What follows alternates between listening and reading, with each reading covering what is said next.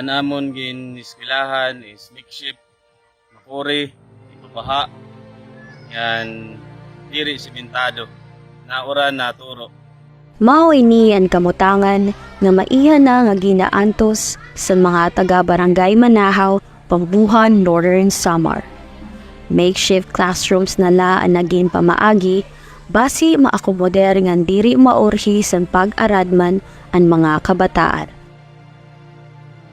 Tikaman sa padayon nga suporta sa katawhan, ginbuligan sa gobyerno probinsyal nga masolusyonan ini nga kakurian sa mga taga-Manahaw, pinaagi sin pagtindog school building sa Manahaw Elementary School.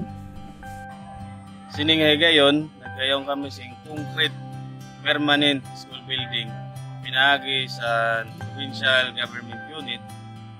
Mabalik na mo na nuray sugan niya pagpasalamat. Inida ko nga pulig sa namon mga kabataan na gagamiton sa grade 3 and 4, 5 and 6. Ang eskwelahan mayoon duha nga classrooms, tulo nga CR, bag-o nga pintar, ngan rampa para sa mag-PWD.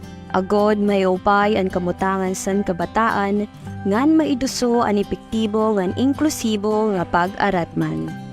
Gintindog ang eskwelahan, agod makahatag hayag sa mga kabataan nga apisar sa makuri nga kamutangan, may paglaom sing katalwasan sa kakurian.